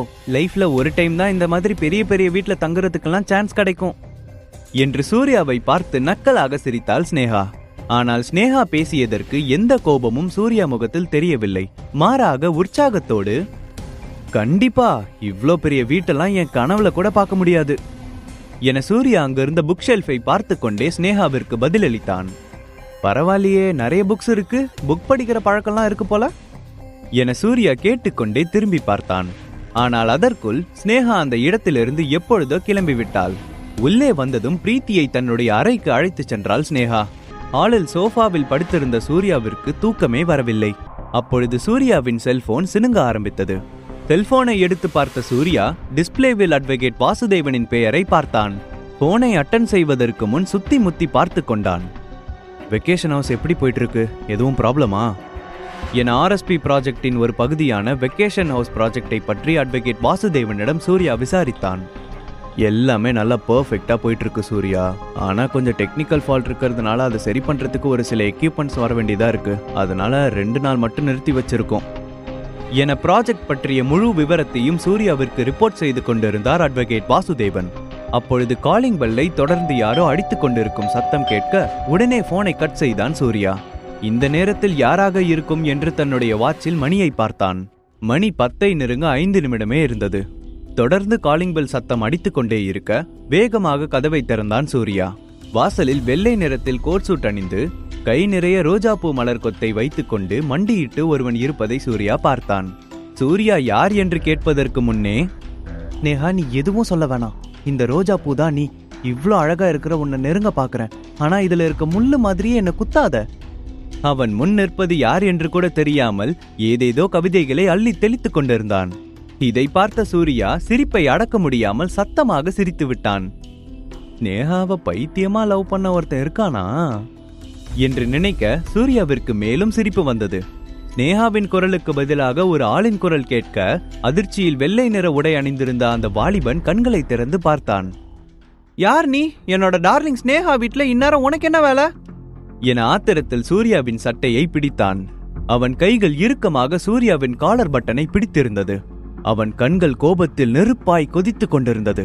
அவனுடைய கைகளை வெடுக்கென்று தட்டிவிட்ட சூர்யா, நான் சூர்யா, ஸ்னேகாவோட ஃப்ரெண்டு, நீங்க யாரு என சூர்யா பொறுமையாக அவனுக்கு பதிலளித்தான். பின் வாசலை மறைத்துக் கொண்டு நின்றிருந்த சூர்யாவை தள்ளிவிட்டு வீட்டுக்குள்ளே செல்ல முயன்றான். சாரி தம்பி, உன்னால உள்ள போக முடியாது, அதுக்கு நான் அனுமதிக்க மாட்டேன் என்று சூர்யா அவனுக்கு எச்சரித்தான். சூர்யா பிடித்த பிடியில் அவன் எலும்புகள் எல்லாம் நெருங்கி போய்விடும் அளவிற்கு இருந்தது. வலியால் சூர்யா முன் மண்டியிட்டு அமர்ந்து கத்த ஆரம்பித்தான். இப்ப சொல்லு, உள்ள போகணுமா என சூர்யா அவன் கைகளை முறுக்கிக் கொண்டே கேட்டான். இல்ல போகல, கையை விடு என்று மற்றொரு கையால் சூர்யாவின் கையை தட்டிக்கொண்டே கத்தினான். அந்த சத்தத்தை கேட்டு அங்கே வந்த ஸ்னேகா, இங்க என்ன நடக்குது என்று சூர்யாவை பார்த்து முறைத்தாள். ஸ்னேகாவை பார்த்த அந்த வெள்ளை சூட் நபர், ஸ்னேகா யார் இவன், இந்த நேரத்துல இவன் இங்க என்ன பண்றான் என மிரட்டலாக ஸ்னேகாவை பார்த்து கேட்டான். தன்னுடைய நண்பன் என்று சூர்யாவை ஸ்னேகா கூறினாள். ஆத்திரத்தில் கையை முறுக்கிக் கொண்டு அவள் முகத்தை அவன் முகத்திற்கு நேராக திருப்பியவன், நான் உன்னை கட்டிக்க போறவன், இந்த பரத் கிட்டேயே இந்த மாதிரி பேசுறியே, உனக்கு வெக்கமா இல்லையா என அவன் கூறிய பின்புதான் அவன் பெயர் பரத் என்றே சூர்யாவிற்கு தெரிந்தது. ஸ்னேகாவின் குடும்பமும் பரத்தின் குடும்பமும் இவர்களுடைய திருமணத்தை சிறு வயதிலேயே முடிவெடுத்து விட்டனர். பரத்தின் தொல்லை தாங்காமல் தான் ஸ்னேகா ஃபாரினுக்கு படிக்க சென்றாள். ஆனால் மறுபடியும் இவனுடைய இம்சை தாங்க முடியாமல் போனதால் சூர்யாவை வைத்து விரட்ட முடிவெடுத்தாள். இவன் போட்டிருக்க ட்ரெஸ்ஸும் மூஞ்சியும் இவனை விட நான் எந்த விதத்தில் குறைஞ்சு போயிருக்கேன், ஏன் கிட்ட இல்லாதது அவன் கிட்ட என்ன இருக்கு என்று தன்னுடைய கண்களை உருட்டி கொண்டு ஸ்னேகாவை பார்த்து பேசினான். அவன் வாயை மூடுவதற்கு வேறு வழி தெரியாமல் பரத்தின் கன்னத்தில் ஓங்கி அடித்தான் சூர்யா. அதில் அவனுடைய கண்கள் கலங்கியது, வாய் பேச முடியாமல் வீங்கி போனது. நீ என்ன வேணா நினைச்சிட்டு போ, மரியாதையா இங்கிருந்து கிளம்பு என்று சூர்யா மிரட்டினான். ஏ ஸ்னேகா, ஆளை வச்சு அடிக்கிறியா? எவனோ ஒருத்தனுக்காக என்ன தூக்கி எறியறியா? இந்த பரத் யாருன்னு அவனுக்கு தெரியாதுல்ல, கூடிய சீக்கிரம் தெரிஞ்சுப்பான். ரவிக்குமார் வீட்டோட ஒன்னுத்துக்கும் உதவாத மருமகன் தானே நீ, நான் யாருன்னு உனக்கு காமிக்கிறேன் என்ற பரத் தன்னுடைய கைகளை கன்னத்தில் தடவிக்கொண்டே அங்கிருந்து கிளம்பினான். நேஹாவை திரும்பி பார்த்த சூர்யா, பிரீத்தி தூங்கிக் கொண்டிருக்கிறாளா என்று கேட்டான். அவள் நன்றாக தூங்கிக் கொண்டிருக்கிறாள் என்று தெரிந்த பின்புதான் அவனுக்கு நிம்மதியாக இருந்தது. 2 நாட்கள் சூர்யாவும் பிரீத்தியும் ஸ்னேகாவின் வீட்டிலே கழித்தனர். அந்த 2 நாட்களில் பல முறை வனிதா பிரீத்திக்கு கால் செய்தாள். ஆனால் அவளுடைய கால் எதையும் அவள் எடுக்கவே இல்லை. சூர்யாவிடம் மன்னிப்பு கேட்கும் வரை அந்த வீட்டில் கால் எடுத்து வைக்கப் போவதே இல்லை என்று பிரீத்தி முடிவெடுத்தாள். அப்பொழுது சூர்யாவிற்கு அட்வொகேட் வாசுதேவனிடமிருந்து அழைப்பு வந்தது. சூர்யா, நியூஸ் பேப்பர் ஆர்டிகல்ஸ் எதுவுமே இந்த 2 நாள்ல நீ பார்க்கவே இல்லையா என்று படபடவென அட்வொகேட் வாசுதேவன் பேசினார். வாட்ஸ்ஆப்பில் அவர் அனுப்பியிருந்த மெசேஜை ஓபன் செய்து பார்த்த சூர்யாவிற்கு அதிர்ச்சியாக இருந்தது. இப்படி ஒரு விஷயத்தை சூர்யா எதிர்பார்க்கவே இல்லை. அட்வொகேட் வாசுதேவன் அனுப்பிய மெசேஜை பார்த்த சூர்யா அதிர்ச்சி அடைந்தான். அந்த மெசேஜில் சூர்யா பிரீத்தியை பிரிந்து விட்டதாகவும் இனிமேல் ரவிக்குமார் குடும்பத்திற்கும் சூர்யாவிற்கும் எந்த சம்பந்தமும் இல்லை எனவும் எழுதப்பட்டிருந்தது. மேலும் பணத்திற்காக தான் பிரீத்தியை சூர்யா உபயோகப்படுத்திக் கொண்டான் என்றும் எழுதியிருந்தது. அது மட்டுமல்லாமல் அவனுடைய புகைப்படம் முதல் பக்கத்திலேயே அச்சடிக்கப்பட்டிருந்தது. சூர்யா தன்னை பற்றிய எந்த ஒரு விஷயமும் வெளிவராமல் இருக்க வேண்டும் என்று கவனமாக இருந்தான். ஆனால் ஒரே நிமிடத்தில் சூர்யா ரவிக்குமார் வீட்டில் வாழ்ந்த அந்த 3 வருட வாழ்க்கையை பற்றிய தகவல்களை அந்த ஆர்டிக்கல் வெளியிட்டு விட்டது. இதனால் சூர்யாவிற்கு பல சிக்கல்கள் ஏற்படும் என்று அட்வொகேட் வாசுதேவன் பயப்பட்டார். ராமலிங்கத்திடமிருந்து அவருடைய வில்லாவை வாங்கியதிலிருந்தே சூர்யாவின் மீது அவருக்கு ஒரு கண் இருந்து கொண்டே இருந்தது. ஒரு புறம் கோஸ்ட் சர்வன்ட் சூர்யாவை தேடிக்கொண்டிருக்க, மறுபடியும் ராமலிங்கமும் சூர்யாவை பற்றிய உண்மையான தகவல்களை தேடிக்கொண்டிருந்தார். 90% சூர்யா அந்த ப்ராஜெக்டில் இன்வெஸ்ட் செய்திருந்தாலும் பணத்தாசை பிடித்த ராமலிங்கம் சூர்யாவை பற்றி முழு விவரத்தையும் தெரிந்து கொள்பவருக்கு சன்மானம் அறிவித்தார். இந்த ஒரு தகவல் வெளிவந்த பின் சூர்யாவிற்கு அவர் என்ன செய்ய போகிறார் என்று தெரியாமல் அட்வொகேட் வாசுதேவன் முழித்துக் கொண்டிருந்தார். மெசேஜை பார்த்த சூர்யா வேகமாக அட்வொகேட் வாசுதேவனுக்கு கால் செய்தான். அங்கிள், இது எப்ப வந்த நியூஸ்? இதுக்கு மேல என்ன பத்தி ஒரு விஷயம் வராம பாத்துக்க வேண்டியது உங்களோட பொறுப்பு. இப்ப வந்த நியூஸ மறக்கணும்னா என்ன பண்ணணும்னு எனக்கு நல்லா தெரியும். நான் கொஞ்ச நேரத்துக்கு அப்புறம் சொல்றேன், அதை அப்படியே செய்யுங்க என்று சூர்யா போனை கட் செய்ய போனான். தம்பி, என்ன மன்னிச்சிருப்பா. எப்பவுமே நான் கவனமா தான் இருப்பேன். ஆனா இந்த ஒரு தடவை இப்படி ஆயிடுச்சு. இந்த நியூஸ் பப்ளிஷ் பண்ணது யாருன்னு நான் கண்டுபிடிச்சிட்டேன் என்று அட்வொகேட் வாசுதேவன் சிறிது நேரம் மௌனமாகவே இருந்தார். பின்பு பெருமூச்சு விட்டு பேச ஆரம்பித்தார். அந்த நியூஸ் ஆர்டிக்கலை வெளியிட்டது பிரீத்தியின் அம்மா வனிதா என்று கூறினார். கண்டிப்பா வனிதா அத்தை இதை பண்ண சான்ஸே இல்ல. கண்டிப்பா அவங்க பின்னாடி வேற யாரோ இருக்காங்க என்ற சூர்யாவிற்கு சுந்தரி மேல் சந்தேகம் வர ஆரம்பித்தது. அதே சமயம் வனிதாவின் வீட்டில், நீ சொன்ன மாதிரியே நியூஸ் பேப்பர்ல பிரீத்தி சூர்யாவை டைவர்ஸ் பண்றதா அனௌன்ஸ் பண்ணியாச்சு. பிரீத்தி கிட்ட கேட்காமலேயே இதெல்லாம் நம்ம ஏற்பாடு பண்ணிருக்கோம். இதுக்கு பிரீத்தி ஒத்துப்பாளா என்ற வனிதா பதட்டத்துடன் தன் கைகளை பிணைந்து கொண்டே சுந்தரியை பார்த்து கேட்டாள். அன்றிரவு சூர்யாவும் பிரீத்தியும் வீட்டை விட்டு வெளியேறிய சிறிது நேரத்தில் சுந்தரியும் கிளம்ப தயாரானாள். பிரீத்தியும் சூர்யாவுடன் சென்று விட்டதால் வனிதா வருத்தத்தில் அமர்ந்திருப்பதை பார்த்த சுந்தரி அந்த தருணத்தை உபயோகப்படுத்திக் கொண்டாள். வீட்டை விட்டு கிளம்புவதைப் போல எழுந்த சுந்தரி, எனக்கு இந்த மாதிரி ஒரு பொண்ணு இருந்திருந்தா இந்நேரம் அவன் புருஷனை டிவோர்ஸ் பண்ண வச்சிருப்பேன். அவளுக்கு பிடிச்ச மாதிரி ஒரு வாழ்க்கையை அமைச்சு கொடுத்திருப்பேன் என்று வேண்டுமென்றே வனிதாவின் காதில் விழும்படி தன் மகனிடம் பேசிக்கொண்டே சென்றாள். ஆழ்ந்த சிந்தனையில் இருக்கும் வனிதாவின் முகத்தை லேசாக எட்டி பார்த்தாள். இப்படியே விட்டால் வனிதாவிடம் பணம் பறிக்க முடியாது என்று நினைத்தவள், பிரீத்தி யாரு? எனக்கு இன்னொரு பொண்ணு மாதிரி தானே. என்னோட பையனுக்கு ஒண்ணுனா நான் சும்மா விட மாட்டேன். அது மாதிரி தானே அவளுக்கும். நம்ம பசங்க நல்லா இருக்கணும்னா அதுக்கு நம்ம என்ன வேணாலும் பண்ணலாம், எதுவும் தப்பு இல்ல என்று சுந்தரி எதையோ கூறி வனிதாவின் மனதை மாற்றினாள். சரி, உன் பிளான் என்ன? அதை சொல்லு. உனக்கு எவ்வளவு பணம் வேணும்னாலும் அதை நான் தரேன். ஆனா அதுக்கெல்லாம் பிரீத்தி அவனை டைவர்ஸ் பண்ணிட்டு இங்க வந்து இருக்கணும். அப்பதான் நீ கேட்கிற எவ்வளவு பணம் வேணும்னாலும் நான் தருவேன். பணம் என்ற வார்த்தை வனிதாவின் வாயிலிருந்து வந்ததை கேட்ட சுந்தரி மெதுவாக காலை அமுக்கிக் கொண்டே தன்னுடைய திட்டத்தை வனிதாவிடம் கூறினாள். மறுநாள் விடிந்தது. வனிதாவின் முகத்தில் கவலை ரேகையை பார்த்த சுந்தரி அவளை உற்சாகமூட்டும் விதத்தில் பேச ஆரம்பித்தாள். உன் பொண்ணு உன்கிட்ட பேச மாட்டான்னு தானே நீ கவலைப்படுற? உன் பொண்ணு கொஞ்ச நாள் தான் கஷ்டப்படுவா. உன்கிட்ட பேசாம இருப்பா. இதையெல்லாம் நீ பொறுத்துக்கிட்டனா கடைசி வரைக்கும் அவ சந்தோஷமா இருக்கிறத நீ பார்க்கலாம் என்று சுந்தரி தைரியமாக பேச மீண்டும் வனிதாவிற்கு லேசாக நம்பிக்கை வந்தது. பிரீத்தியை திருமணம் செய்ய கோரி பரத் வீட்டிற்கும் வனிதா செய்தி அனுப்பியிருந்தார். ஏற்கனவே ஸ்னேகாவிற்கும் பரத்திற்கும் நிச்சயமாகி இருந்த நிலையில் பிரீத்தியை திருமணம் செய்து கொள்ளும்படி வனிதா கேட்டது அவனை தேடி பம்பர் லாட்டரி வந்தது போல இருந்தது. சூர்யாவை பழிவாங்குவதற்கு இதுதான் ஒரே வழி என்று பரத் நினைத்தான். ஸ்னேகா வீட்டில் சூர்யா இருந்ததை நினைக்கும் போதெல்லாம் பரத்திற்கு கோபம் தலைக்கு ஏறியது. கோபத்தில் அருகில் இருந்த செவிற்றை ஓங்கி குத்தினான். அதே சமயம் பெங்களூரில் பல ஐடி கம்பெனிகளை நடத்தி வரும் ஜேகே குரூப்பை சேர்ந்த விஜய்க்கும் வனிதா பிரீத்தியை திருமணம் செய்து கொள்ள கேட்டிருந்தார். விஜயிடம் இந்த செய்தியை எதிர்பார்க்காத இருவரும் சந்தோஷத்தில் துள்ளி குதித்தனர். இவ்ளோ பெரிய சம்பந்தம் வரும்னு நான் நினைச்சு கூட பார்க்கல என்று வனிதா சுந்தரியின் கைகளை பிடித்துக்கொண்டு சந்தோஷமாக பேசினாள்.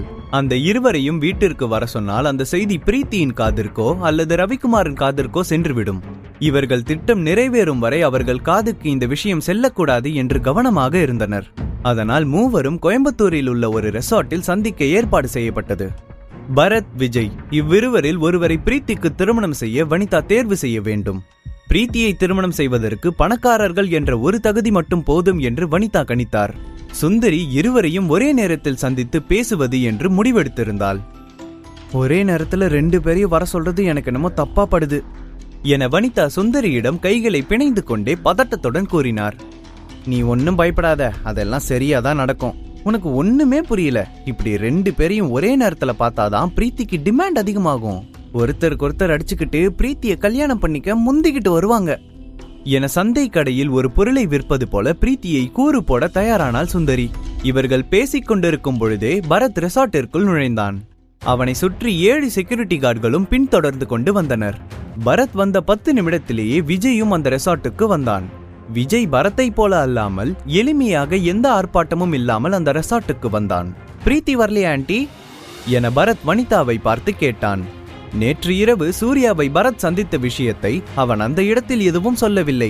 சூர்யாவை பற்றி பேசினால் ஸ்னேகாவை பற்றி கூற வேண்டும் என்று அதை தெரிந்தே மூடி மறைத்தான். இல்ல, பிரீத்தி வரமாட்டாப்பா. உங்க 2 பேர்ல யாரு கரெக்டா இருக்கான்னு என்னைய செலக்ட் பண்ண சொல்லிட்டா. இதுல யாரு செலக்ட் ஆகுறீங்களோ அவங்க தான் பிரீத்தியை பார்க்க முடியும், அவ கூட வாழ முடியும் என்று வனிதா பெருமையாக தன்னுடைய பதிலை கூறினார். ஆல்ரெடி கல்யாணம் ஆன பொண்ணு இன்னும் டைவர்ஸ் பண்ணல, மாப்பிள்ளை பார்க்க வந்திருக்கீங்க. ஆனா இந்த இடத்துல பொண்ணு இல்ல, இது ஏதோ தப்பா இருக்கிற மாதிரி இருக்கே.